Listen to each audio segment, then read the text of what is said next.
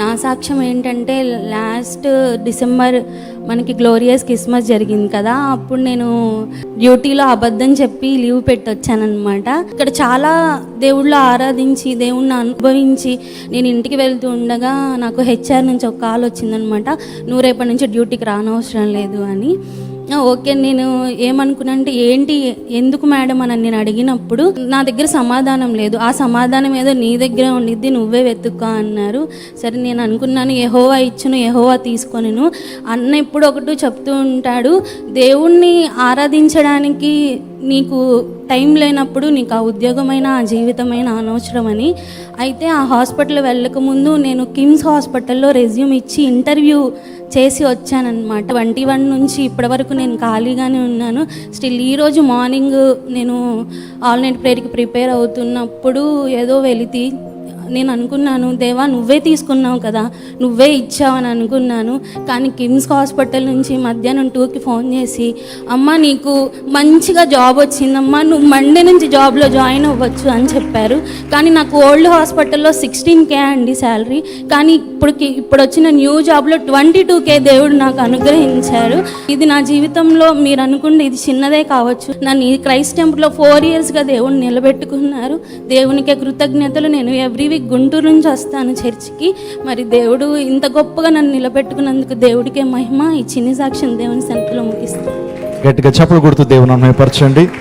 ప్రియ చెల్లి ప్రతి ఆదివారం కూడా గుంటూరు నుంచి వస్తూ క్వైర్లో తను పాటలు పాడుతూ సంఘ పరిచర్లో తను కొనసాగుతుంది. దాన్ని బట్టి ఎంతగానో సంతోషిస్తున్నాను. దేవుడు తగిన కాలం ముందు హెచ్చిస్తాడంటే ఇటువంటి సాక్ష్యాల ద్వారా మనకు అర్థమవుతుంది.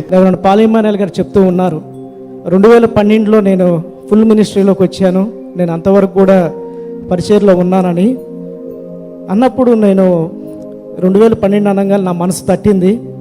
ఏంటని నేను కూడా ఆలోచించినప్పుడు 2 నుంచి 2012 వరకు కూడా నా జీవితం అంతా కూడా లోకంలోనే ఉంది. చాలా భయానికి లోనుకయ్యాను. మరి ఎందుకు లోనయ్యానో నాకు తెలియదు, కానీ నాలోకి మరణ భయం అనేది వచ్చేసింది. నేను చనిపోతానేమోనో అని చెప్పి ఎంతో భయం. ఎంత భయం అంటే దాదాపు 2-3 నెలలు అన్నం తినలేదు. పడుకుంటే పొద్దాకులు కూడా అపవాది నువ్వు చనిపోతావు అని చెప్పి అదే ఘోష నా మీదకి వినపడతా ఉండేది. ఎన్నో నెలలు నిద్రపోలేదు. నా కళ్ళు మూసుకుంటే నా గత జీవితం అంతా కూడా దేవుడు చూపిస్తూ ఉండేవాళ్ళు, నేను చేసిన ఇవన్నీ కూడా.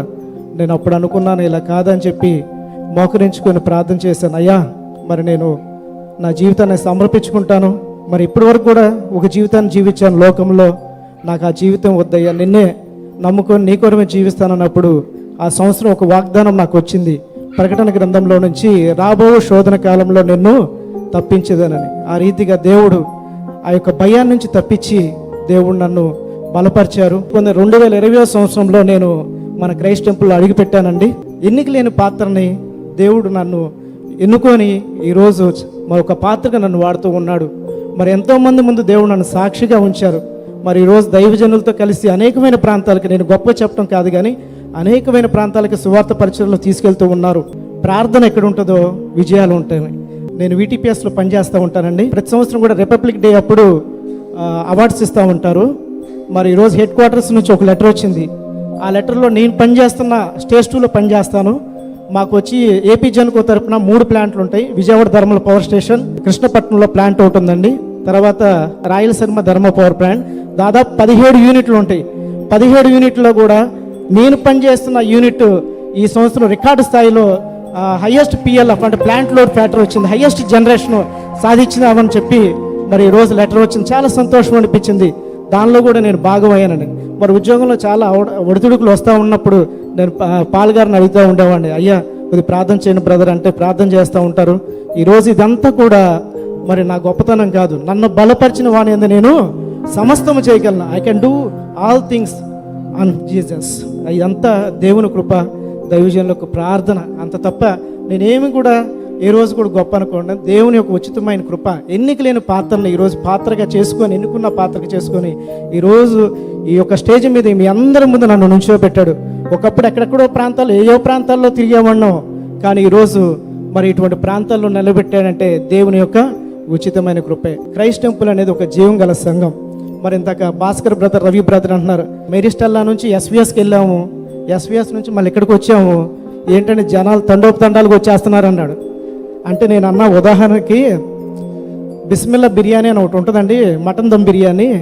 అది మీరు ఎక్కడైనా పెట్టండి, జనాలు అక్కడికి వెళ్ళిపోతూ ఉంటారు ఆ ఫ్లేవర్కి, ఆ వాసనకి.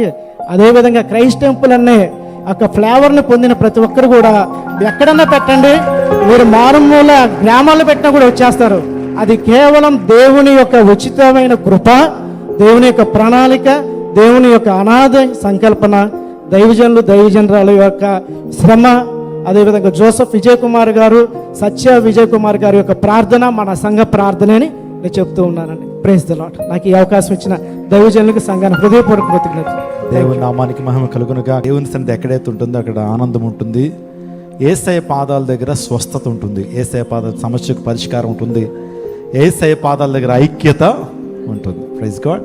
చాలా సంతోషం.